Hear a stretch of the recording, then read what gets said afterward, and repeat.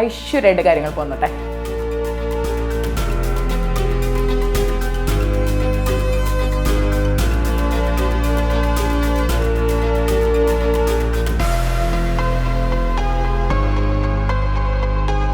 നമസ്കാരം. ഈ ആഴ്ചയിലെ പ്രധാന വാർത്താവിശേഷങ്ങൾ അറിയാം 7th ഡേ അപ്ഡേറ്റിൽ.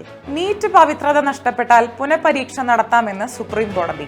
ചോദ്യപേപ്പർ ചോർച്ചയുടെ വ്യാപ്തി എത്രത്തോളം ഉണ്ടെന്ന് കോടതിയെ അറിയിക്കണമെന്നും ചോർച്ചയുടെ സ്വഭാവം എത്ര സമയം മുൻപ് ചോർന്നു എന്നതും അറിയിക്കണമെന്ന് കോടതി നിർദ്ദേശിച്ചിരുന്നു. ഇപ്പൊ നീറ്റ് ആൻഡ് ക്ലീൻ ആയിട്ടുണ്ട്. റഷ്യൻ സൈന്യത്തിലേക്ക് അനധികൃതമായി റിക്രൂട്ട് ചെയ്യപ്പെട്ട ഇന്ത്യക്കാരെ മോചിപ്പിക്കാൻ പ്രധാനമന്ത്രി നരേന്ദ്രമോദിയുടെ റഷ്യൻ സന്ദർശനത്തിൽ തീരുമാനമായി. റഷ്യയിലാണല്ലേ, ഗുഡ്. നെക്സ്റ്റ്, മണിപ്പൂരിലെ കലാപബാധിതരെ രാഹുൽ ഗാന്ധി സന്ദർശിച്ചു. കുക്കി മേദി മേഖലകളിലെ ദുരിതാശ്വാസ ക്യാമ്പുകളിൽ രാഹുൽ എത്തി. അതും ഗുഡ് തന്നെ. Next please. ജീവനാംശം ചാരിറ്റി അല്ല, അവകാശമാണ്. വിവാഹമോചിതയായ മുസ്ലിം സ്ത്രീക്ക് ജീവനാംശത്തിന് അർഹതയുണ്ടെന്ന നിർണായക വിധിയുമായി സുപ്രീം കോടതി. ജീവനാംശം തേടുന്നതിനുള്ള നിയമം മതം നോക്കാതെ വിവാഹിതരായ എല്ലാ സ്ത്രീകൾക്കും ബാധകമാണെന്നും കോടതി പറഞ്ഞു. ഇത് വെരി വെരി ഗുഡ് ആണ്, കയ്യടിക്കടാ. ജസ്റ്റിസ് ഹേമ കമ്മിറ്റി റിപ്പോർട്ട് പുറത്തുവിടാൻ വിവരാവകാശ കമ്മീഷൻ ഉത്തരവ്. സിനിമയിലെ സ്ത്രീകളുടെ പ്രശ്നങ്ങൾ പുറത്തുവിടാത്തതിൽ വിമർശനം. ഹേമ കമ്മിറ്റി റിപ്പോർട്ട് സർക്കാരിന്റെ പരിഗണനയിലിരിക്കുന്ന വിഷയം. അമ്മയുമായി ബന്ധമില്ലെന്നും നടൻ സിദ്ദിഖ് പറഞ്ഞു. ഏതൊക്കെ വിവരങ്ങൾ പുറത്തുവിടണമെന്ന് സർക്കാർ പരിശോധന തുടങ്ങി. പ്രശ്നമാണ്.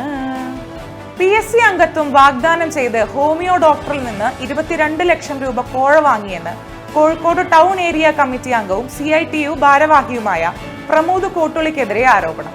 പാർട്ടിയുടെ അന്വേഷണത്തിൽ അദ്ദേഹം കുറ്റം ഏറ്റുപറഞ്ഞുവെന്നും പാർട്ടിയിൽ നിന്ന് പുറത്താക്കുന്നതടക്കമുള്ള നടപടി ഉണ്ടായേക്കുമെന്ന് സൂചന.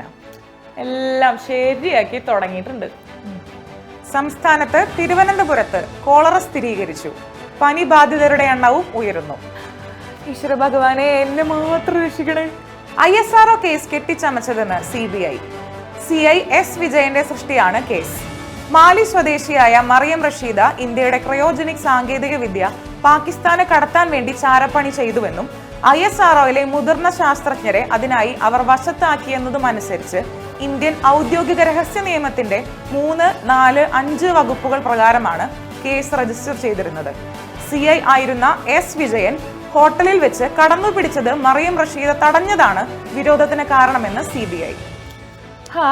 ഇപ്പൊ ട്രാപ്പ് ചെയ്ത ആൾക്കാർ ട്രാപ്പായി. സത്യമേവ ജയതേ. ഇന്ത്യയിലെ ആദ്യത്തെ ഡീപ് വാട്ടർ കണ്ടെയ്നർ ട്രാൻസ്ഷിപ്മെന്റ് പോർട്ടായ വിഴിഞ്ഞം അന്താരാഷ്ട്ര തുറമുഖത്തിൽ ആദ്യ മദർഷിപ്പ് സാൻ ഫെർണാണ്ടോ എത്തി.